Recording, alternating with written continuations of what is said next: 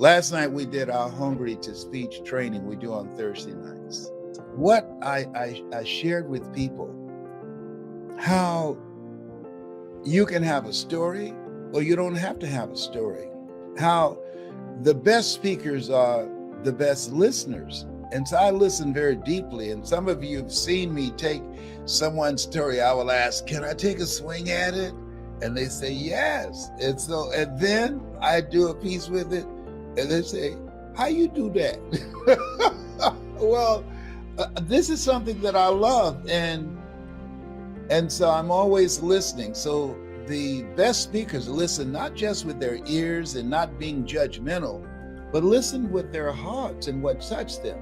So I'm going to give you an example, and this is something that coaches and salespeople and multi-level marketing people and speakers and just business people should use as a strategy to learn how to become more effective and think on your feet. And if you're called upon to give a presentation, listen closely when you're in meetings and sitting and taking notes, that if something that it's touched you, then you can use that. So I'm going to give you an example. Last night, one of our members in Hungry to Speak, one of the speakers said last night, God's up to some amazing stuff. God's up to some amazing stuff. Ladies and gentlemen, as you look at yourself, look at your goals and dreams. As we look at all that's going on in the midst of the pandemic, in and out of it, here's what we know.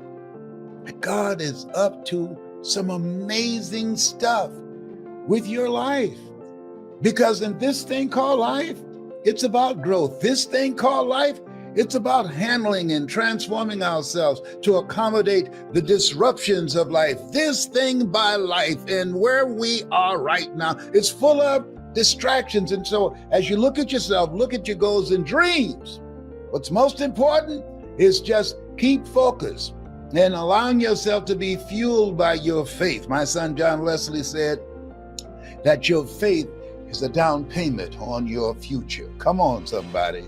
Yes, your faith is a down payment on your future. Focus on your faith, not your problems. Focus on your faith, not your bills. Focus on keeping yourself strong, living yourself and living from the inside out. Because the problems and challenges, they will always be there.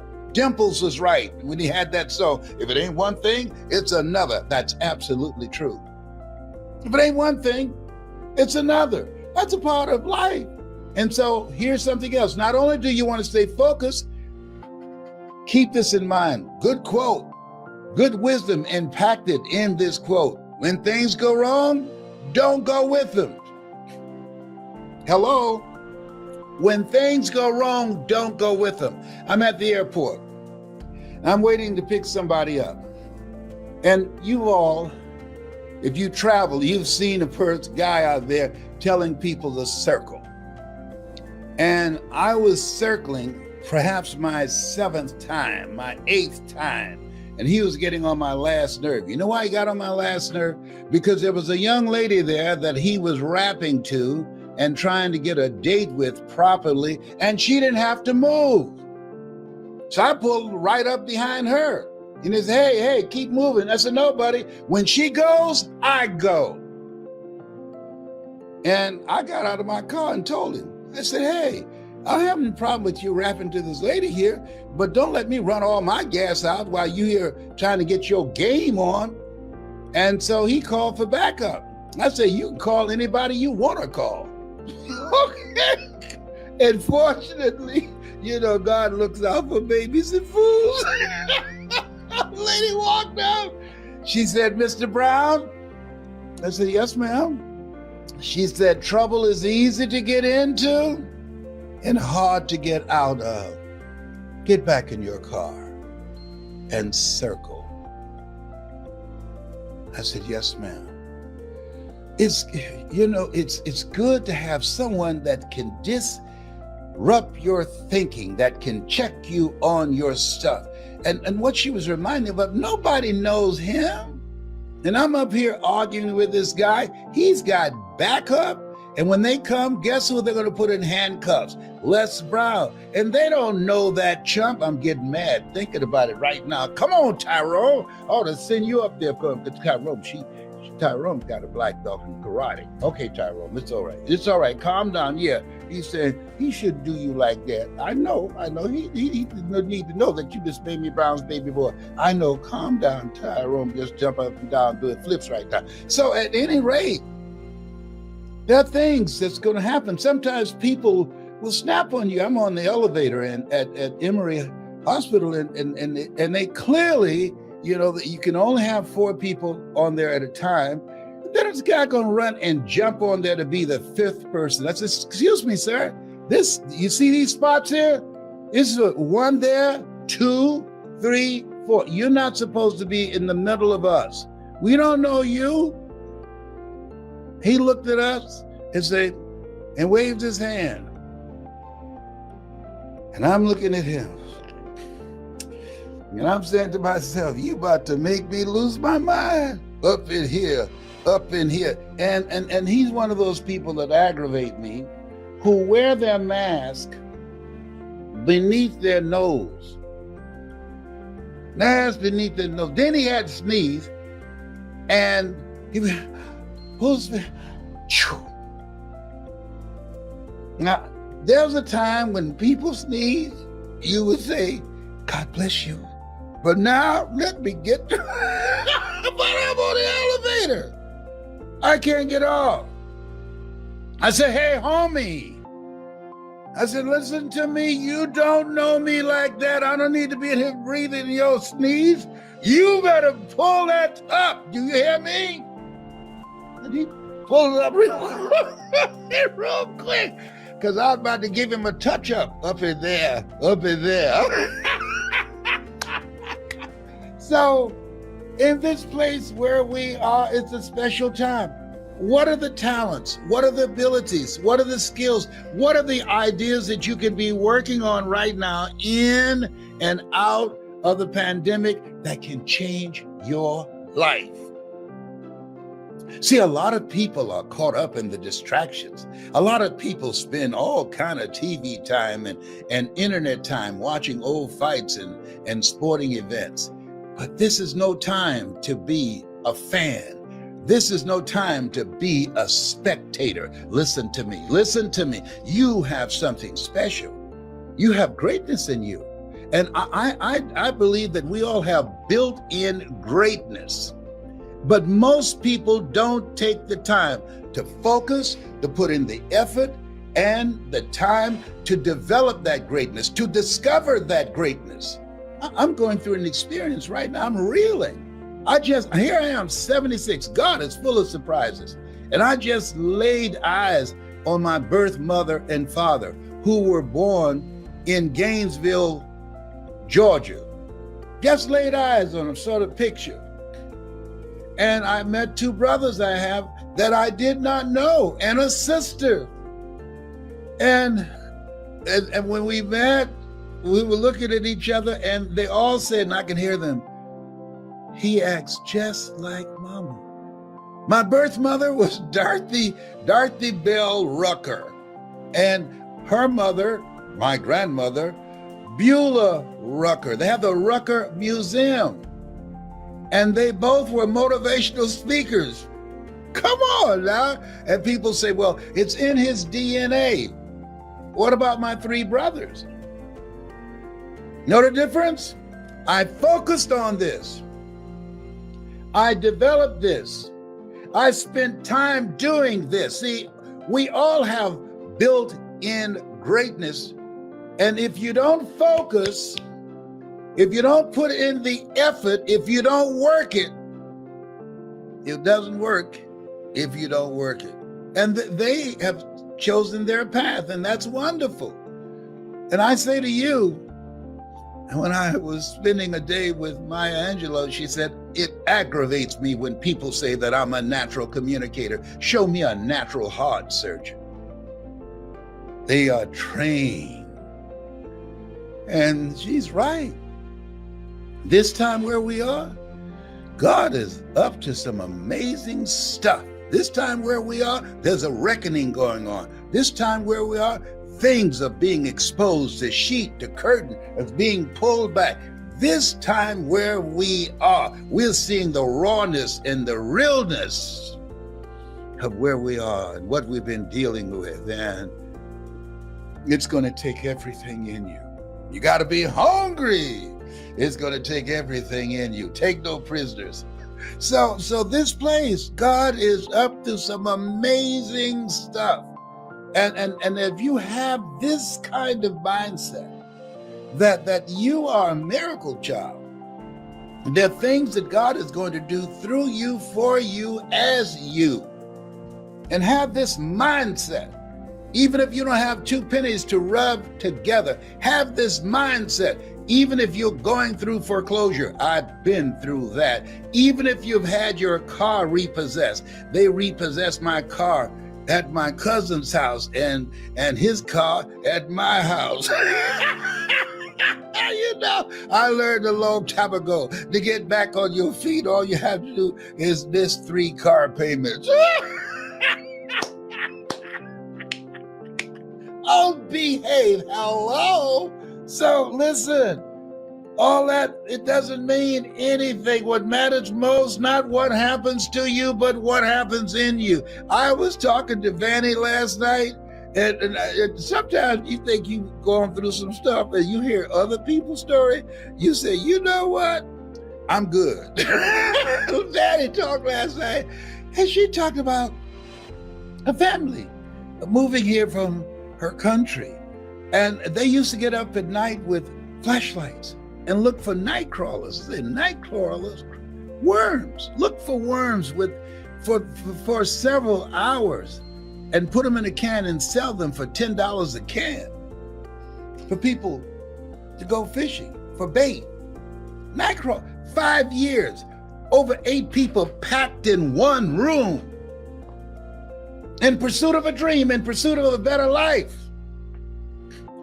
And she said something that was major last night.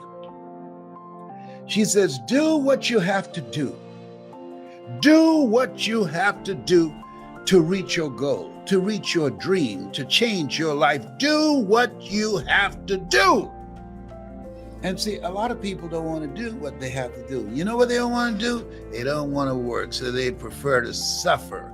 Commit thy works, that's internal work, and external. Commit thy works unto the Lord, and thy thoughts shall be established. In all thy ways acknowledge him, and he shall direct thy path. See, you are more than a conqueror. I'm having a hot flash right now. Oh, behave. I call it a power surge. Come on, Mickey Mouse, help me out. You know Mickey Mouse. I'm sorry to tell you this. Got my little Mickey Mouse man. I'm sorry to tell you this, but I want you to know Tyrone don't like you. Why are you so happy? As Orrin Hudson would say, it's the best day of my life, and yours too. How could you say that? Because you're not taking a dirt nap. If you don't think it's the best day of your life, try missing one. Hello. So, when you focus on the possibilities, when you focus and put your energy on working on finding a solution, on knowing that this too shall pass, when you focus, as Willie Jolly would say, a setback is a setup for a comeback. You have comeback power. When you focus, you activate angels in your behalf that will open doors you did not see. You have something special. You have greatness in you. Yes, you do. And your circumstances, your situation, that does not determine it. That's why we are told, judge not according to appearances. There is mindsight and there is eyesight.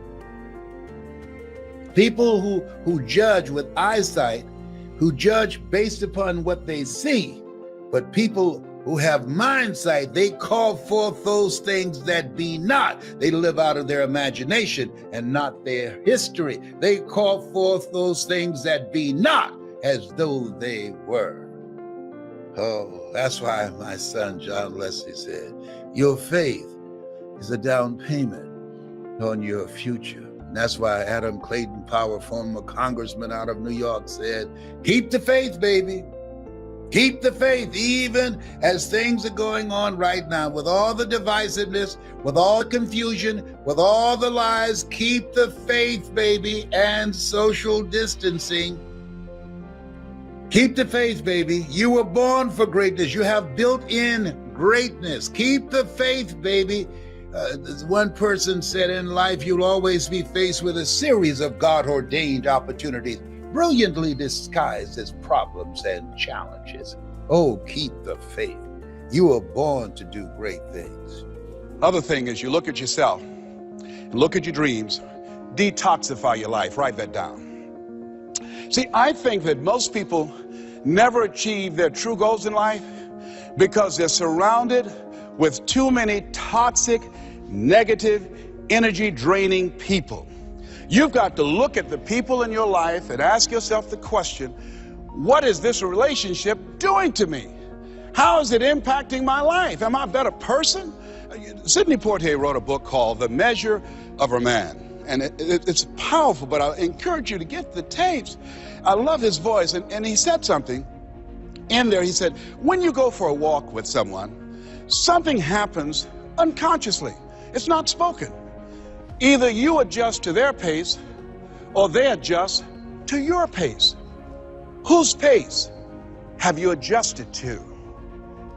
See, you want to surround yourself. My daughter, Ona Brown, who's a speaker and coach, she says, call forth your team, but make sure these are people that you can learn from. I'll never forget, I'm on a special board with Bishop T.D. Jakes, and we went into a board meeting. He looked at everybody before opening the meeting. He said, as soon as I know as much as you do, you're fired. And with that, the meeting is now open. Everybody continued to learn on that board. Trust me that a friend of mine, Dennis Kimbrough, motivational speaker out of Atlanta, he said, if you're the smartest one in your group, you need to get a new group. So as you look at yourself and look into the future, call forth your team. George Fraser says your network determines your net worth. Who do you allow to be in your ear? What kind of relationships are you developing? Are they an asset to you or they are a liability? Do they elevate your spirits or do they tear you down? We get two types of people, nourishing people and toxic people. Nourishing people, they bring the best out of you. They encourage you, they inspire you, they hold you accountable. Toxic people, they are critical people, always telling you what you can't do. They're always measuring your possibilities based upon their failures. My mother said, never let anybody tell you what you can't do, son, especially if they haven't done it. They don't know what's possible for you. So as you begin to look at yourself, begin to identify the relationships that you communicate with most and say, hey, is this relationship helpful to me? And then think about some people that you need to bring into your life that you can learn from, that you can grow from. I joined the National Speakers Association when I decided that I wanted to speak. I wanted to be around the people that were doing what I wanted to do. I'll never forget when I saw Dr. Norman Vincent Peale. He said, you have something special. You have greatness within you. And you can do more than you can ever begin to imagine. And here I am. And the audience said, oh my goodness.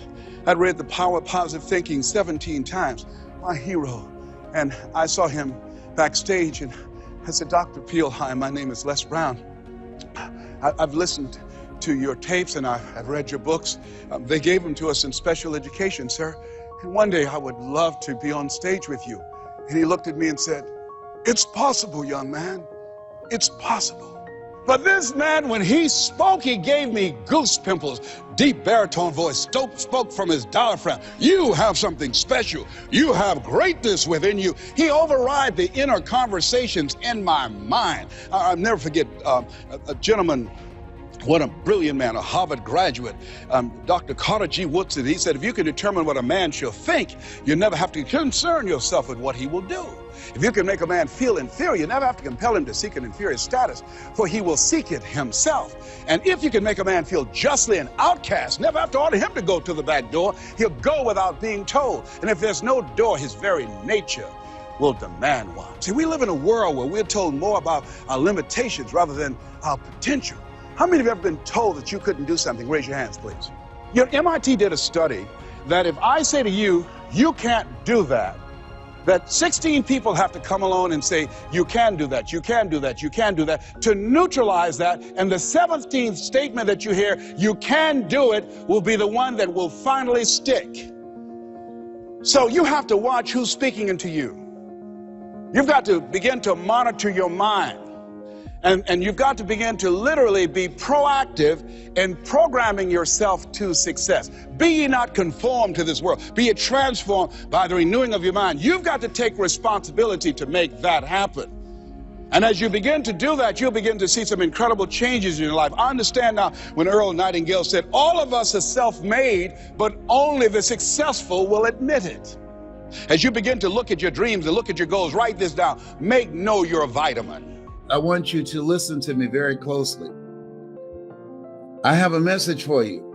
Releasing the past and embracing the newness of life. The newness of life.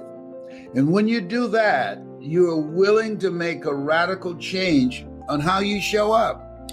When I was in pursuit of my goal and dream of becoming a motivational speaker, before I got any speaking engagements, I used to, and I'm talking about to be paid, I used to go to the shopping mall after walking around Belle Isle for about 5 or 6 times in Detroit, saying I'm the world's greatest orator. I wasn't being braggadocious. I hadn't even been paid to speak yet, but I was calling forth those things that be not as though they were.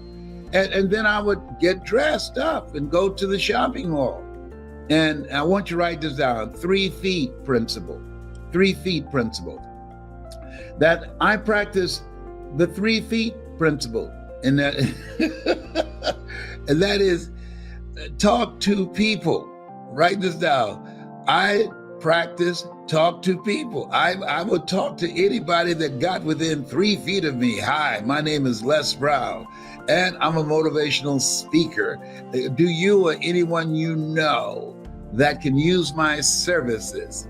And if that doesn't work, guess what? I'll talk to more people. It's called a TTP principle, a TTM principle. Write this down. TT, talk to people, and then talk to more people. TTMP. About your business, about your product, about the things that you want to do with your life and where you're going. And you have no idea on how that's going to manifest itself. You have no idea. If you just listen to me every day, I'm gonna give you something to do. You get an assignment, and the assignment now is talk to people, the TTMP, talk to more people. And we're gonna do this all virtually, because I'm not going out to shopping mall now. I don't go to shopping mall. I'm in the house. I don't go anywhere. Tyrone and I, we stay in the house. We keep social distancing from each other. Well, if you didn't know, Tyrone is a squirrel. That he taught me squirrely. We talk to each other every day. So back on point. And so therefore, you want to find ways to communicate and reach people and talk to a minimum of 7 people every day about your goal, about your dream, and ask, do you or someone you know that will be helpful to me? Case in point, I was catching a plane from Detroit. I was living at the Riverfront Apartments to Chicago, and maybe about 5 people on the plane. I sat by a guy named Lafayette Jones. I don't know what happened to Lafayette Jones. Somebody out there know Lafayette Jones. And we both were born on February the 17th. It's our birthday. I said, you born February 17th? He said, yes. I said, so was Michael Jordan and Jim Brown. He said, is that right? He said, what do you do? I said, I'm glad you asked. I'm a motivational speaker. I'm going to become known and famous for that. Can you or someone you know use my services? He said, whoa, He said, man, I work for Robert Johnson Products, and our speaker canceled. He said, are you good? I said, that's what people say. He said, how much do you charge? At that time, I didn't know how much to charge. Listen to this. Listen to me. Are you listening? I said, how much have you allocated? He said, $5,000. I looked at him. Are you all right, brother? I said, did you say $5,000? He said, yes. Well, I didn't answer right away because I didn't want to speak in unknown tongues. Oh my goodness! I never had $5,000 for a speech in my life. I got love offerings for $5 and $25 that showed that they didn't love you anymore. We love you, but Jesus loves you more. I said, yes. So then, but I furthered the conversation. I said, Lafayette, I'm going to be on the Robert Schuller show. He said, is that right? Yes, millennials, this used to be a nationally televised ministry. He said, when? I said, I don't know exactly. Do you know Robert Schuller or know someone who knows Robert Schuller? He said, yes, my boss does. He gave him $1 million for his ministry. I said, are you kidding? Now, mind you, I've been saying this and asking this question for 2 years. That anybody that got within 3 feet of me, I would say I'm a speaker. Do you or someone you know can use my services? And I'm going to be on the Robert Schuller show. Televised ministry. You got to call forth those things that be not as though they were. There's power. You, as a friend of mine, billionaire PA, speak your dream into existence. And he said, my boss knows him, Robert Johnson. I said, is that right? I did the event. I spoke. At the end, I got a standing ovation. And Mr. Johnson ran to the podium. He said, who are you? I said, I'm Les Brown, Mrs. Mamie Brown's baby boy. He said, man, you were good. You saved the day. He said, man, if I can ever do anything for you, let me know. I said, do you know Robert Schuller? He said, yes, I gave $1 million to his ministry. I said, I want to be on his program. He said, you got it. The next day at Riverfront Apartments, I got a phone call. Hello? Hi, this is Les Brown. This is Robert Schuller. Robert Schuller? Yes. Wow. Wow. Hold it just a minute. I got to go to the bathroom. I'll be right back. Put the phone down, ready. It's number one. It's number one. Then I came back. Hello? You can't make this stuff up. I was so excited. He said, I heard you're a very good speaker. I said, that's what people say. My mother taught me self-praise brings no recommendation. He said, I want you on my program. And he scheduled me, and I went in and I did the show 2 different times. Listen to me. You got through 2020.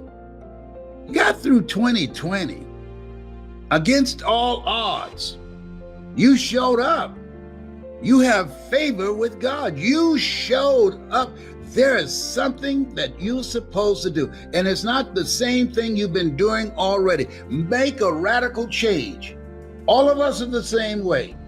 The only thing that separates us are the choices and our behaviors. Listen to me. Our choices, our behavior, our habits. We'll be a team, a community of greatness, of people working on their goals and their dreams. Because you can't do it by yourself, especially now, all this stuff that's going on right now. No, I cut my hair because I didn't want to see the same person in the mirror in 2021 that I saw in 2020. No, I'm working on myself.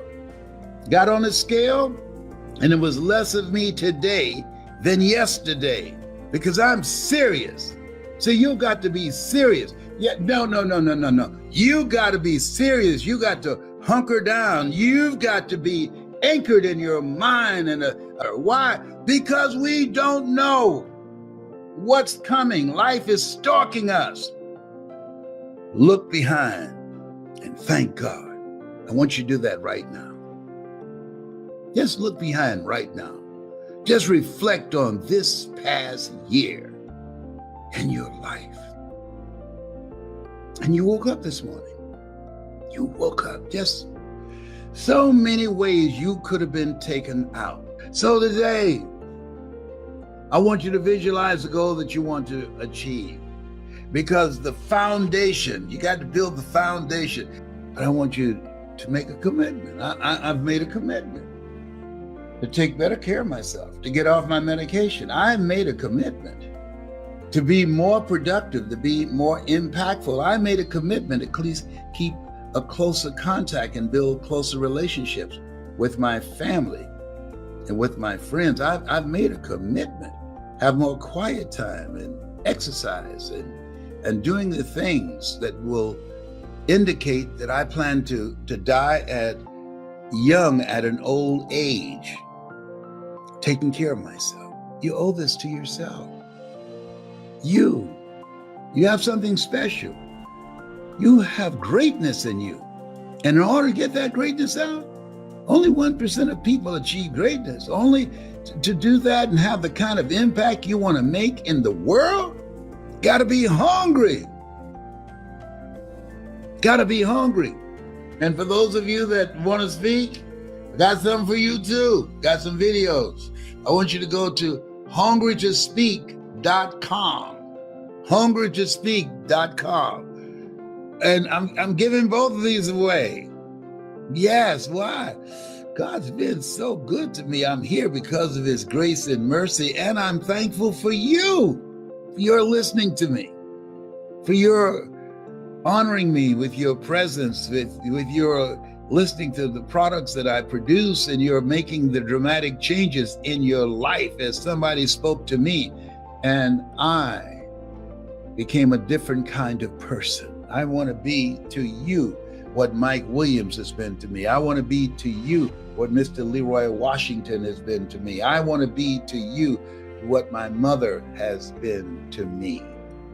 And some of you call me Pops. They say they call me Pops now. I'd be you the oldest one in the group of my spiritual sons and daughters.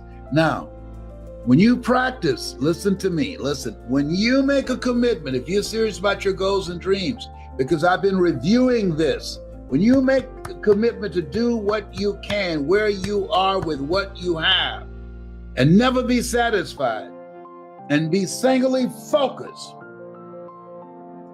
Focus on something you want to do that's important to you, not to anybody else, that's important to you. And every day you take action steps at the beginning of the year. Why? Because it's easy to become a victim of weapons of mass distractions. To be distracted, you miss some steps. So I'm giving you something simple and practical to do. Just talk to 7 people about your dream. That's all I'm asking you to do. 7 people for 7 days. 7 days. And for 7 days, don't speak anything negative about yourself, about anybody. In the beginning was the Word. Death and life is in the tongue. Listen, the book of life says, death and life is in the tongue. Why? Because we speak more death. Speak life, speak positive words. When you find yourself and you slip and you say something negative, say, cancel that. Cancel that. Yes. And don't speak anything negative about anybody else. No, don't do that. 7-day mental diet. When you find yourself, we can't control the thoughts that come in our minds, but we can control the thoughts that we dwell on. Listen to me. This is how I got here. So when you find yourself thinking negative thoughts because of the weapons of mass distractions, let's say cancel that. See, we can't control the thoughts that come in our minds, but we can control the thoughts that we dwell on. I learned from my mother when they said to her at the M&M cafeteria, Mamie, I'm so sorry. You can't do this work anymore. Being on your feet all day long. I know you're giving it your best effort. But Mr. Morrison, who loved Mama very much, it's just too much for you now. And he gave her a check, gave her a bonus, and just said, "I'm going to have to replace you." And I learned something from my mother when she came home. She was ironing, and she sang to herself. My mother used to sing at nightclubs, but this one song when she was ironing and preparing us for school the next day was one of her favorite songs. Fly the ocean in a silver plane, see the jungle when it's wet with rain. Just remember, darling, you belong to me. I used to love to hear her sing that song. She would always sing that while she was ironing. And then she got an idea. She said, wait, I'm not working at the M&M cafeteria anymore, downtown Miami. I can find out neighbors who need some ironing done, and I'll iron for them, and they'll pay me. I'll find neighbors who would like to have a sweet potato pie. I'll bake some sweet potato pies and sell slices of sweet potato pie for a dime or a quarter. I'll cook for them. And so what I learned from Mama, she didn't miss a beat. When you got a goal, when things happen, when there are interruptions, when life has been snatched out from under you, don't miss a beat. Find a way to restart your life. Find a way to do something else. See, one of the things that allowed me to become successful as a speaker, people ask me all the time, and sometimes I would vary how I respond. How did you get here? How'd you overcome the odds? What did you have to do? You know, one of the things I did, and I want you to keep this in mind, be stubborn about your goals, but flexible about your approach. I had people with PhDs and MBAs, and we would walk around this big park in Detroit, talking to each other about our goals and dreams, and something happened. I looked at them because of their credentials, because of their education, because of their college training and corporate experience. And you know something? They quit. You know why? They knew more than me. So sometimes you have to be intelligently ignorant. Based upon the approach that we were using, we failed at making a breakthrough.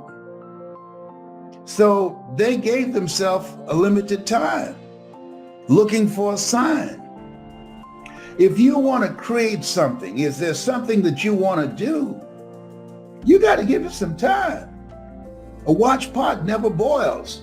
You got to give it some time. You've got to be willing to put in the work, and if, particularly in multi-level marketing, you don't want to raise your hand and look to see how well you're doing for a minimum of 2 years. When a home is being built or a building, they spend a lot of time on just the foundation.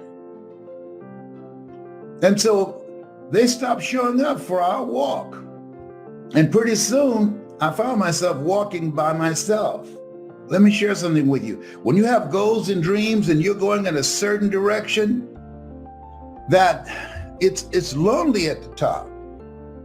You're going to find yourself in certain situations by yourself. I can tell you this. They stopped coming out to walk with me, and they went back looking for a job. That was not me. That was not an option for me. That's a non-negotiable. No. I'm going to speak. I'm going to find a way.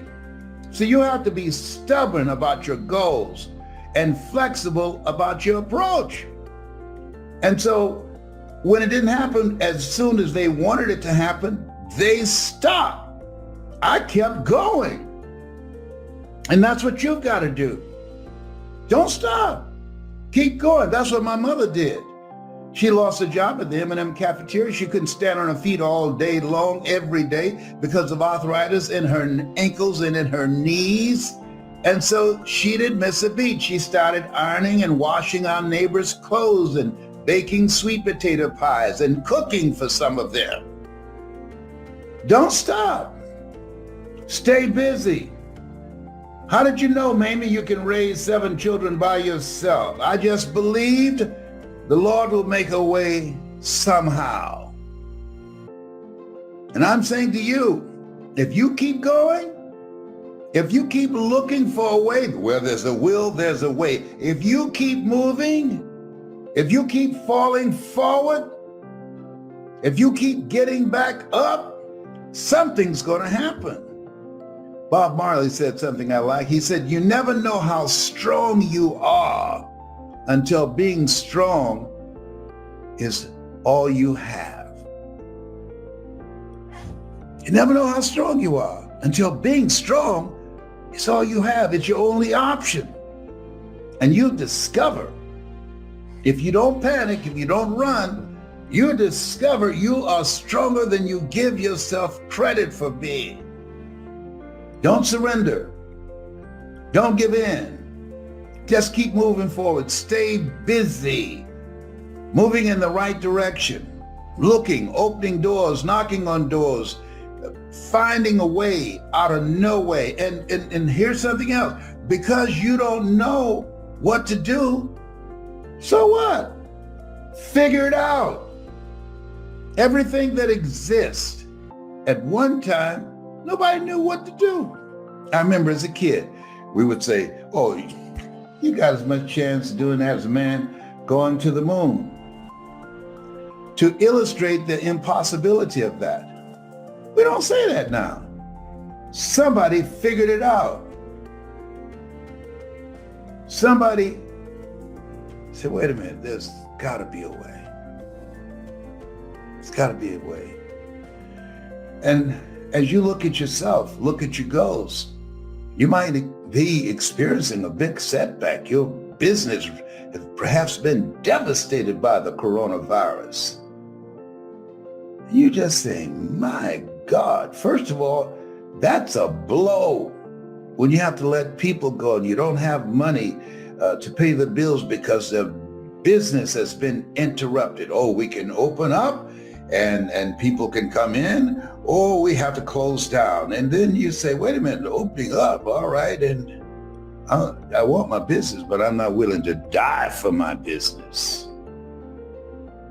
Got to figure out another way. And this is this place where we are. That many times in life, when you're faced with a God-ordained opportunity, brilliantly disguised as problems and challenges, a lot of people give up. They surrender. They run with their tails between their legs. It's a God-ordained opportunity. There are opportunities here in the midst of crises. 3 types of people going to come out of this: millionaires, billionaires, and witnesses, people who stood around and watched. You have something special. You have greatness in you. And whatever, no test, no testimony, whatever is in front of you, you have the power to handle it. But I don't know what to do. Okay, got that. You don't know what to do. Figure it out. You don't have to know what to do. Walk by faith and not by sight. Figure it out. everything that exists, somebody was willing to put in the energy and the time to figure it out.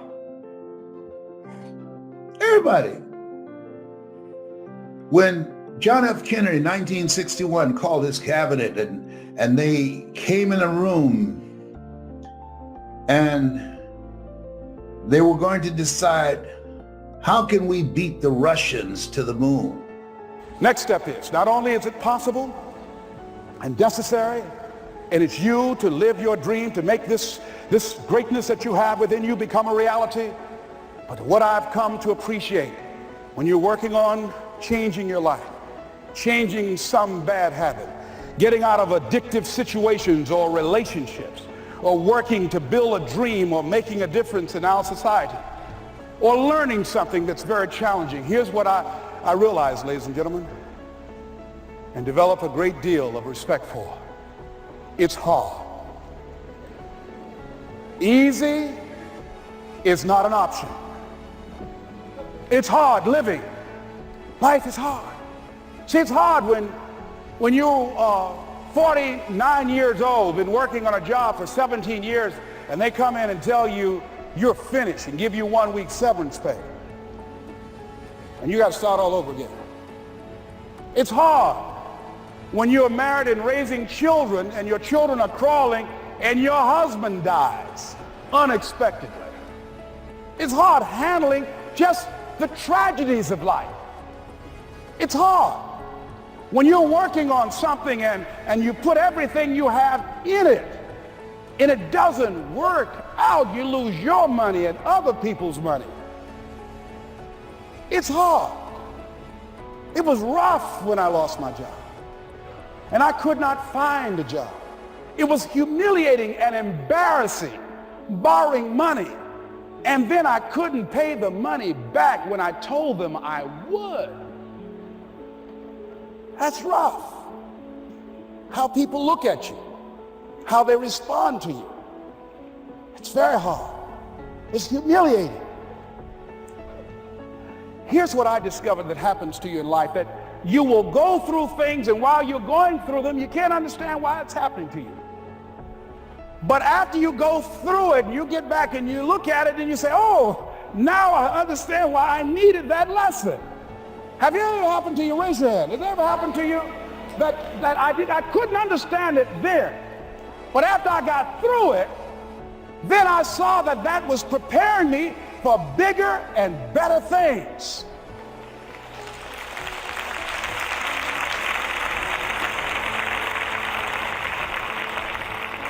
That as you go through the challenges of life and you look at it and embrace whatever comes to you, don't run from it.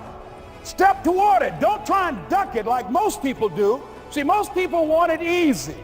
See, easy come, easy what? Easy go. See, but when you go at what you're going to deal with and you deal with the difficulties of it, when you handle those hard things close at hand, making those hard decisions right now that you don't want to make, learning those things that you don't like to do, but you know that in order for you to get where you want to go, this is one of the hoops that you have to flip through. And I'm saying to you, whatever you got to do it, because if you don't, life is going to whoop you until you surrender and say, okay, all right, I cooperate, okay, I learned, okay. It had to wear me out a long time. So if it's hard, then do it hard. Now, how do you hang in there during the hard, difficult times, Les? You must have faith. You've got to believe in yourself. You've got to believe in your abilities. You've got to believe in your service, your company, your ideas, unquestionably. You've got to have faith, and that faith gives you patience. That is not going to happen as quickly as you want it to happen. A lot of things are going to happen that will catch you off guard. And so therefore you've got to deal with and handle it as it comes. And not only that, but that faith and patience drives you into action. You've got to keep moving and keep plugging away. I can see people coming out talking to a guy out there watering and fertilizing the ground that's not showing anything. Hey, what you doing? You've been out here a long time, man. And the conversation in the neighborhood is, you growing a Chinese bamboo tree, is that right? Yeah, that's right. Well, even Ray Charles and Stevie Wonder can see ain't nothing showing. You know that's how people are gonna do you? So how long you been working on this? How long have you been working on your dreams? Good. And you have nothing to show. This is all you got to show. People are gonna do that to you. And some people, ladies and gentlemen, they stop. Because they don't see instant results. It doesn't happen quickly. They stop. Oh, no. You got to keep on watering your dream. And when it began to happen, they stopped laughing. They said, look, whoa, look here. Look how, hey, man, you know, I know you can do it. Look here, you got a job here?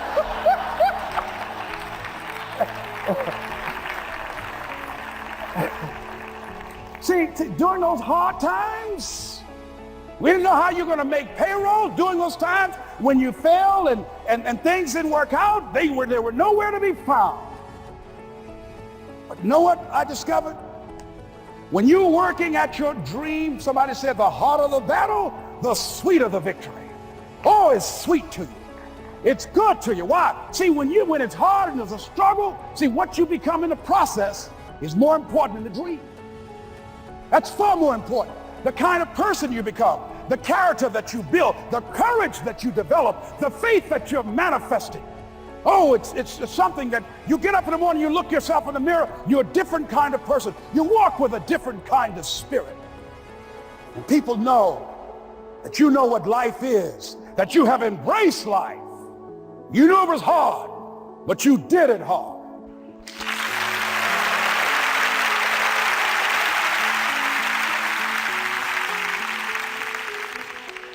Now that takes us to the next level. If it's hard, why do people do it? You ask people who do things. Why do they do it? People who climb mountains just for the sake of it. Nobody paying them to do it, just do it. Somebody said, I'm gonna run around the world. He said, well, why would somebody want to do that?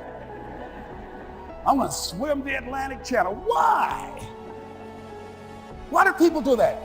I wondered, why would a Nelson Mandela give up 26 years of his life? Why do people do that? Here's what I discovered in high school. High school, I decided I wanted to go out for football. Never forget this. And I discovered why people do things. You know why, ladies and gentlemen? Even though it's hard, it's worth it. It's worth it. See, one day we had Coach Alkin Hepburn had this plaque down there. And this wood on the floor, on the ground. He said, Brown, come over here. Had my suit on. I said, yes, sir. He said, I'm gonna have old Larry Littles down there, old big Larry. Yes, sir. Big, fat, sorry Larry. Yes, sir. Brown, I want you to get down bull neck. Yes, sir.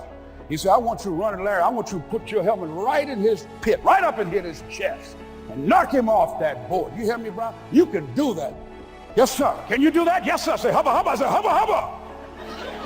He said, Brown, I want you to knock him up. You're going to make the team. I know you can get him, all right? Look at him. I'm sorry. Yeah. Knees knocking and everything. I said, yes, sir. And then he went down to Larry. Larry Littles, who played 12 years for the Miami Dolphins, all pro for 12 years. This is a bad, big dude. 250 pounds, strength, agile, and all muscle. He said, Larry, he said, man, you know Brown down there. He's down there talking about your mom and everything. He talked about how fat and sorry you are and how he's gonna knock you off this board. Larry now spitting fire and growling and foaming at the mouth. Now I'm looking at Larry saying, oh, hubba, hubba. He said, look at that fool down there growling. He told me he's gonna scare you that you're gonna leave. Are you gonna leave? No, coach, I ain't gonna leave. Go down there and knock him out the park. Boy, coach got back, he winked at me. Go get him, Brown. I went hard. I ran into Larry with my helmet. Larry said, boo. I don't know where I landed. When they woke me up, I said, can y'all take this helmet off me for a minute? I said, y'all got any more positions out here? They said, like where? I said, don't y'all need an announcer? I said, Brian, where you going? I was crying. They said, man, some girls over there. I said, I don't care, man. I'm hurt. He said, that fool almost killed me, man. He said, Brian, you quit, man? I said, yeah. I said, what? I said, it ain't worth it, man. No, it ain't worth it. Y'all go ahead. Y'all crazy. I'll be your announcer, man. I was calling the game. I was up there in the booth. Call good games, too. Because the pain wasn't worth it to me. And I'm saying to you, you know why people do what they do? The people who go after their stuff, what makes it worth it? It's got to be your passion. You got to love it, ladies and gentlemen. You got to love it. It's got to be what you are supposed to do. You want to sing, and even though they want to invite you to Carnegie Hall, you're going to sing to anybody that listens to you, including singing to yourself. I used to talk to my plants when nobody else would listen to me. You got to write, even if no one published your book, write, because that was given to you to do. You do what it is you're supposed to. You're supposed to build something. You're supposed to create something. I don't know how to do it. Learn.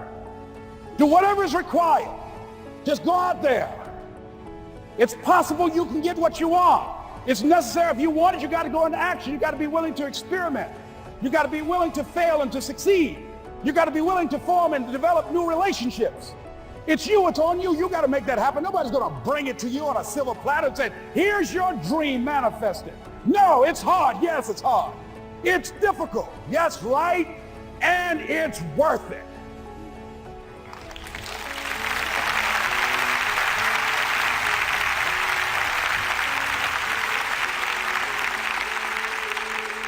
People ask, hey man, these kids, man, it's rough dealing with them. That's right. That's right. You think peer pressure happened overnight? We went through peer pressure. I remember as a kid, some guys said, hey Les, me and another fellow named Willie Lower, we were going home. Hey man, we're going down to Goulds, man, and knock off a grocery store. I said, look here, I don't want no part of that. I'll see y'all later. Say, y'all chicken. I said, that's all right, you say whatever you want. Low star. I'm not chicken, man. Don't call me chicken. Then why don't you come? We didn't even ask you to come into place, man. All you do is just drive the car. That's all. I don't know how to drive that good. Well, we're trying to get Les to come. He's chicken. Hey, I'm not driving nothing, all right? Willie, don't care about what they say, man. Leave him alone. You want to go do it? You find somebody else to drive, or you drive yourself. Come on, Willie, man. Pull him, he stop. I ain't chicken. All I got to do is drive? Yeah. I said, Willie, that sounds simple, man. Don't go, man. He went. And the next day we read the newspaper where when they robbed the store, when they came out running to a car, the merchant, the man who owned the store, came out just shooting wildly, and he hit the driver in the head. So peer pressure didn't just start in the 90s or the 80s. It's difficult and it's challenging for kids right now. And it's going to take some easy, simple methods to help bring them out of this madness, this insanity? No. Is it hard? Yes. Let's look at what we've been doing. What has worked? What has not worked? Let's look at where we want to go. What is it that we want to produce? What is it that we want to create for our young people?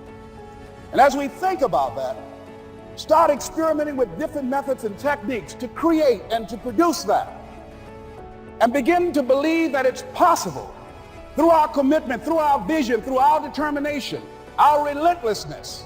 Because of our belief, it's possible that we can reduce the teenage homicide rate, the teenage pregnancy rate, the dropout rate, that it's possible, looking at what kind of world are they going to be in. As we look at the global economy, that as we begin to use our collective will and genius and resources, it's possible that we can create an educational system that not only will test their minds with information and facts and figures, but will teach them how to think and be creative. And what does it mean to be a human being and to value human life? And how do you make relationships work? How do you bounce back from adversity?